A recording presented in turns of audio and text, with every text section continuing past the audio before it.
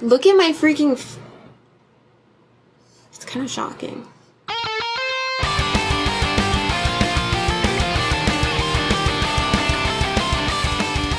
Hey guys, how's it going? It's Alice. Welcome back to my channel. Hope you're having a great day. So today I want to do a foundation review and wear test. I have been wanting to try some new foundations lately just because I feel like I've been using the same ones for like a year now and not in love with them. So I've been wanting to try some new foundations and do some reviews and wear tests. So if you guys are excited about that, give this video a thumbs up and leave me a comment and let me know. Today we're going to be trying and reviewing the Dermacol makeup cover. There it is right there. Comes in this like metal squeezy tube thingy, kind of like paint. So I heard about this on YouTube. It is supposedly a super high coverage waterproof foundation, and I do tend to like high coverage. There's certain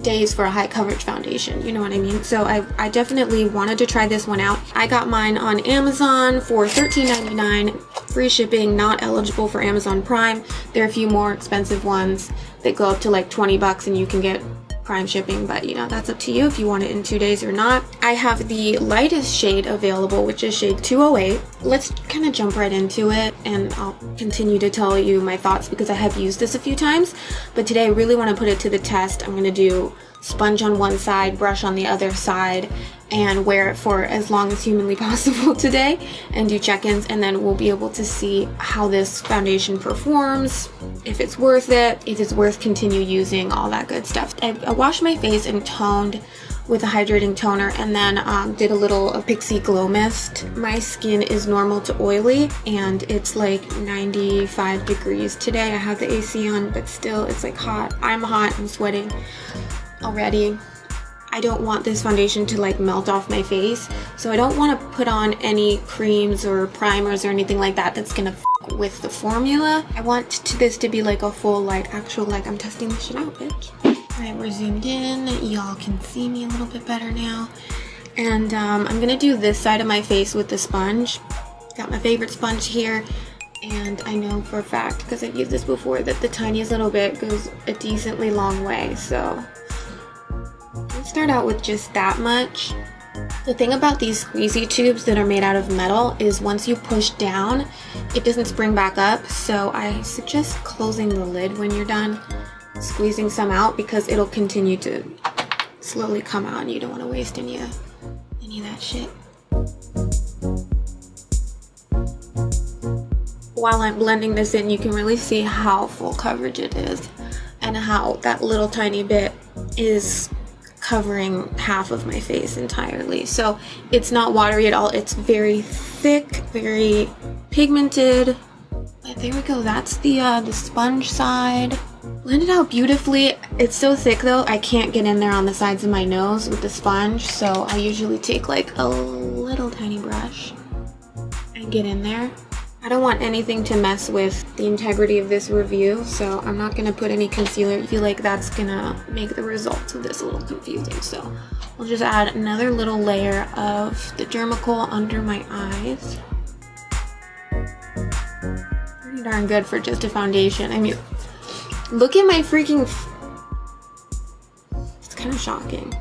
The other day I was considering like, I kind of want to do like a no foundation look. This is making me reconsider that for sure. Alright, so for the brush side, I'm going to use the Sigma F80, which is a really good foundation brush. Make sure there's no cat hair on it. Supposedly with a brush, it's going to be even more full coverage.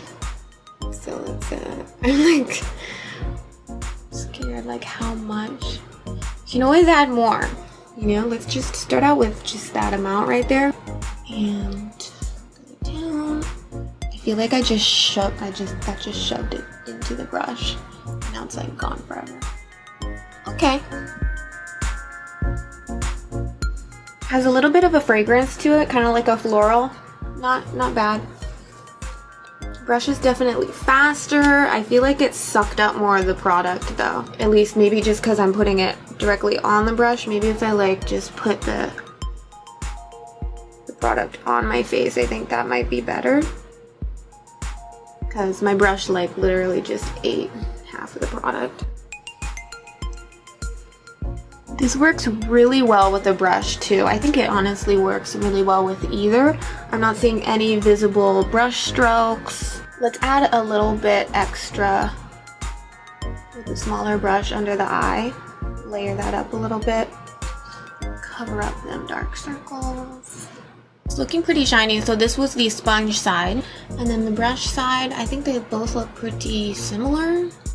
I think the brush actually gave me less coverage. I think with the sponge side, it's like I put on too much a little bit because the sponge didn't absorb any of the product and the brush actually did absorb it, I think. So that's kind of interesting, but I'm not seeing any like streaks or brush strokes or anything. It looks really nice. Very like shiny. It's definitely not matte. I know the lights in this room make me look even shinier.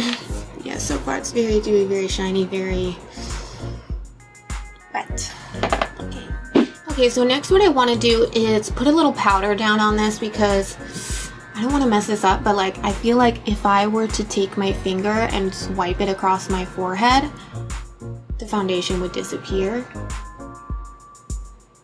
Yeah.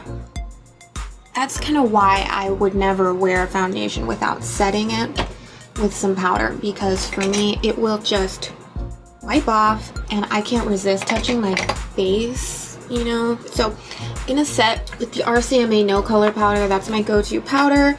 It's the one that I find doesn't interfere with foundations very much. I think if you apply too much of this stuff, it can dry you out and also make it harder for like blushes and contours to like stick to your skin. So I'm gonna try to go pretty lightly with it and just set everything, not really bake. I don't wanna go overboard with it because this isn't a powder review. Okay, I think that's good for the powder. I don't want to go overboard. I'm going to finish my face. I'm going to pop contour and blush and all that stuff on, brows, and then I'll be back. And we'll see how it looks after however long that takes. Alright guys, so it's been a couple hours.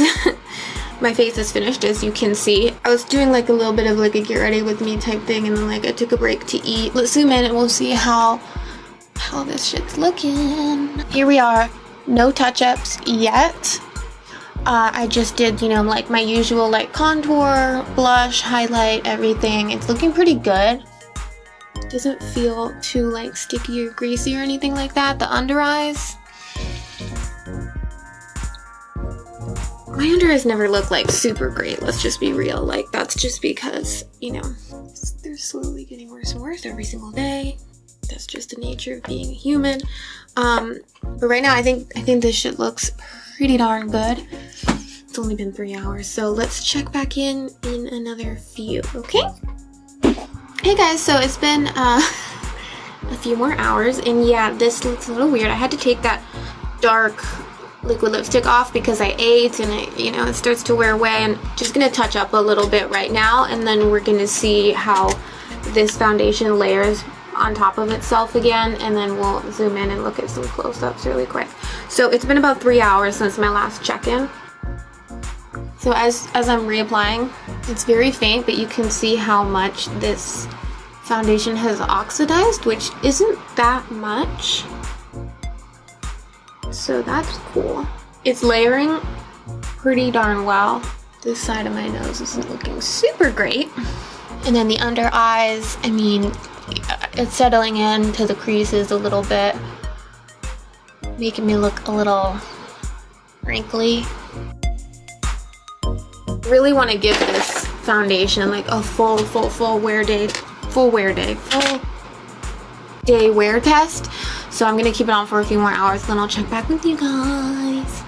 See you then. Okay guys, so it's about 10 p.m. It's been like 10 hours since I initially put on the Dermacool foundation, and as you can see, it is still on my face. I'm looking kind of shiny because I just got back home from doing some errands and it is still so hot out. Looking pretty shiny and oily. It doesn't look too bad though, and it's still on. You can tell I still have foundation. It's held up on my nose. I have been kind of careful all day. a real wear test would be like, how well does it hold up when I'm out like drinking? You know. What do we think of it? Let me know what you guys think in the comments down below. Do you think it held up pretty good? Does it look hideous? I personally think that it doesn't look too bad. Yeah, it looks kind of cakey and it's building up in certain areas, but I don't have a lot of foundations that look like super great after 10 hours. So yeah, overall, I do think that the Dermacool is it's an okay foundation for the price. It goes a very long way. I think it's going to be fun to experiment with like different powder methods and maybe mixing it with different things to kind of like shear it out and see how that works. But yeah, hopefully you guys found this video helpful. Let me know in the comments below. Don't forget to give this video a thumbs up and subscribe to my channel, and let me know if you want to see more foundation reviews or if there's anything I'm leaving out or anything that you want me to, you know, touch on in the next one, or recommendations or anything like that. I'd love to hear from you. Yeah, thank you so much, and I'll see you in my next one. Bye.